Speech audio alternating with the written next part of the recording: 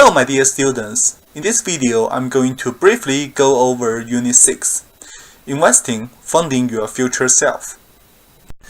In Unit 6, we have two learning goals. First, we learned the most common banking and investment products. Second, we learned how to plan for your retirement and major retirement saving instruments. For the investment products, we studied four types of investments, including transaction vehicles, intermediate vehicles, investment vehicles, and speculative investments. The safest investment is the transaction vehicles, namely cash and cash equivalents. Up to $250,000 of your deposit in a bank is insured by FDIC.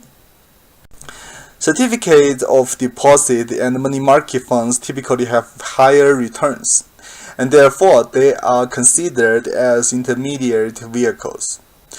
However, the returns on cash, CDs, and money market funds are typically very low.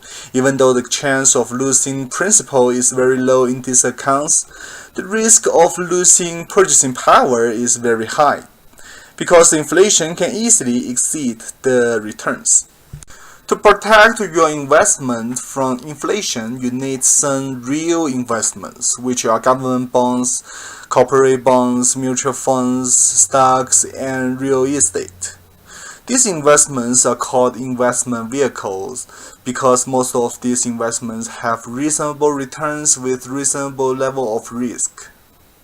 Finally, the speculative investments are options, futures, collectibles, and some real estate investments. These investments are too risky for individuals, household investors. Now let's talk about retirement. We studied three types of retirement plans in this unit. A defined benefit plan is funded by your employers. The amount you received in retirement is decided by a formula along with the plan document. A defined contribution plan, however, is funded by the employee. The contribution and the return are tax deferred, which means the employee do not need to pay income tax until they withdraw the money from the account. Also, the employer often matches the employee's contribution up to a certain amount. There are many different defined contribution plans. 401k could be one of the most famous defined contribution plan. Besides defined benefit and defined contribution plans, IRA is also a good option for your retirement savings. Depending on you and your spouse's financial situation, your contribution to a traditional IRA can be either tax deductible or not. You may also elect to save for retirement using a Roth IRA account.